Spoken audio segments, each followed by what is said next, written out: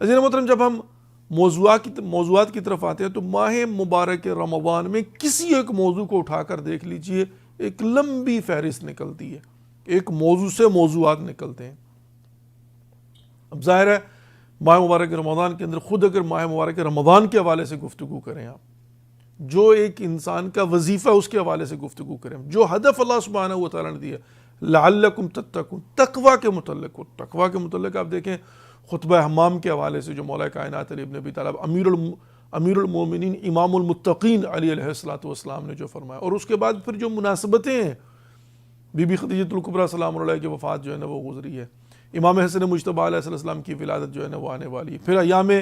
شہادت امیر المومنین علی ابن ابی طالب علیہ السلام، اور اس کے علاوہ ظاہر ہے شب قدر کے حوالے سے اگر ہم جو ہے نا وہ دیکھتے ہیں، یہ خود وہ موضوعات ہیں۔ اور پھر جو دعائیں ہیں ماہ مبارک رمضان کی، جو مخصوص دعائیں ہیں، اگر ان کو بیٹھ کر انسان جو ہے وہ سمجھے اور سمجھنے کے بعد ان کو پڑھے اور ان پر عمل کرنے کی کوشش کرے، جو خود وظائف ہیں انسان کے ماہ مبارک رمضان کے اندر، جو خود انسان کی اپنی حیثیت ہے،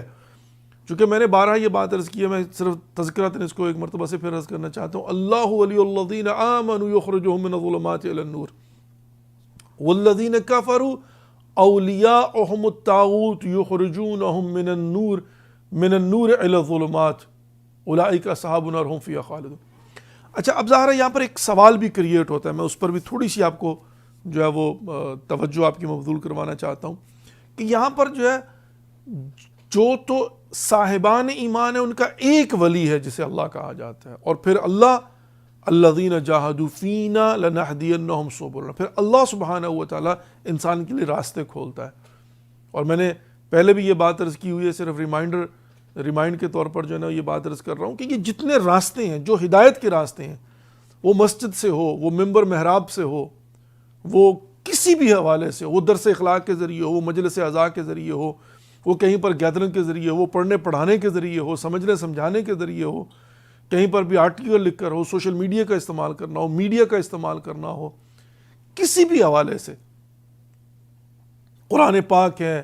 یہ عبادات ہیں، وَاعْبُدْ رَبَّكَ حَتَّى يَأْتِيَكَ الْيَقِينُ، یہ ہر چیز جو ہے نا عزیزِ محترم، یہ ساری کی ساری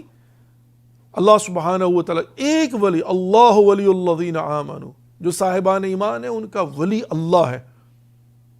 اور اللہ سبحانہ و تعالیٰ پھر آگے جو ہے الذین جاہدوا فینا لنہدینہم سبلنا، خدا راستے کھولتا ہے۔ انبیاء ایک راستہ ہے خدا کی طرف سے، یخرجون من الظلمات الی النور کا، ائمہ علیہ السلام راستہ ہے، تمام کتب آسمانی ایک راستہ ہیں جن کے ذریعے اللہ سبحانہ و تعالیٰ الذین جاہدوا فینا لنہدینہم سبلنا، یہ راستے ہیں جن کے ذریعے سے اللہ سبحانہ و تعالیٰ جو ہے وہ اپنے ماننے والوں کو اور جو صاحبان ایمان ہوتے ہیں ان کو ان اندھیروں سے نکالتا ہے اور روشنیوں میں لے آتا ہے، ظلمات سے نکال کر ہدایت کی طرف لے آتا ہے، گمراہی سے نکال کر ہدایت کی طرف لے آتا ہے، اندھیروں سے نکال کر روشنائی کی طرف لے آتا ہے۔ والذین کفروا اولیاؤہم الطاغوت یخرجونہم من النور الی الظلمات اولئک اصحاب النار هم فیہا خالدون۔ اور ظاہر ہے اس کے مقابلے میں جمع کا صیغہ استعمال کیا ہے اللہ سبحانہ و تعالیٰ نے، جو کفر سے کام لیتے ہیں ان کے اولیاء جو ہیں وہ طاغوت ہیں، اور ان کا کام ان کو اندھیروں سے اور روشنائی سے نکال کر اندھیروں کی طرف لے کر جانا۔ تو عزیز محترم اس میں کوئی شک نہیں ہے کہ یہاں پر جو وسائل الہی ہیں وہ سارے کے سارے اللہ کی طرف سے ہیں، اللہ ولی الذین جو صاحبان ایمان ان کے لیے، اور ان کے مقابلے میں وہ اولیاء الطاغوت۔ یہاں پر ایک سوال بھی پیدا ہوتا ہے، اب دیکھیے اس چیز کو بھی سمجھنا بعض اوقات جو ہے نا وہ ضروری ہو جاتا ہے،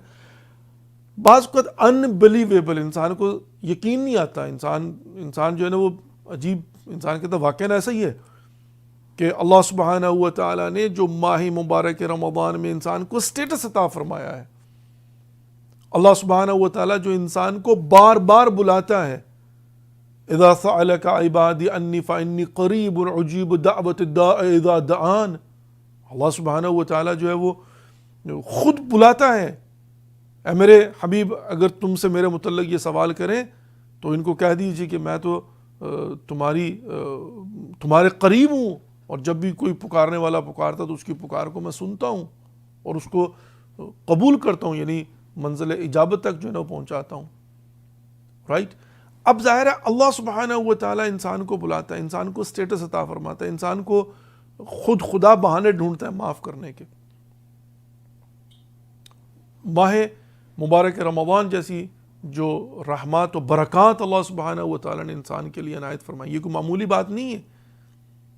یہ لطف ہے پروردگار کا واقعہ، اور پروردگار یہ الطاف ہر کسی پر نہیں کرتا.